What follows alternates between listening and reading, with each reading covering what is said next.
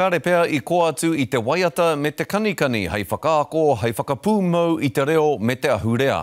Koe rā tā tētahi mātanga kapahaka ki te hui mātauranga iwi take e tūana ki kānata.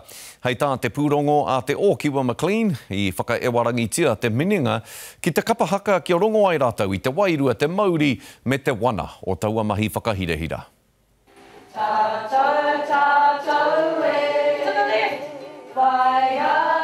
Tūtira mai ana ngā iwi I roto I te ngākau tapatahi. Ko te noho ākapa, ki te aku I ngā waiata me ngā haka, te waka hei poipoi hei whānga I te reo.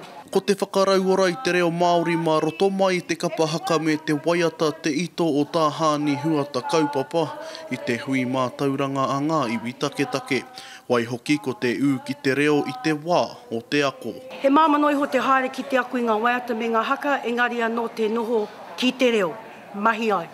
Koina te tino mahi I roto I taku kapa, he take nui nā te mea ko ngā tamariki tipu mai I roto I te reo, he māmake te tuku mā te reo. He paua ko reo I te whare wānanga oa o te aroa, ko te haona kaha tōna kapa ā whānau I te rohe o Waikato.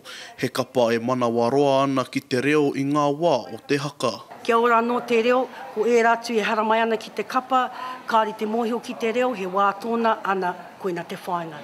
Mēnā ka puta ko te reo, ka hari ko tēnei. Me te ahapa reka ana ki ngā iwi take o te ao te waiata me te ngahau. I was tearing up because of the meaning, and you can just tell there's tremendous amount of generations in love, thousands of generations of love coming through that song there and the movements.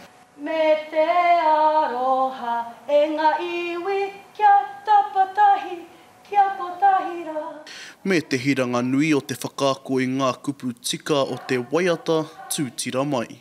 Kia tika te whakahua, ki te kore tika te whakahua I te kupu, ka rereke te whakamārama o te kōrero. Nō reira, me te āhuatango ngā kupu e hāngai ana ki tēnei kaupapa, me te kawe hoki mai taku karaua ki Wainganui I te hunga nei. Kia tapatahi, kia potahira. Kia tapatahi, kia kotahira, tātou e. Te Ōkiwa McLean, te karere, Toronto.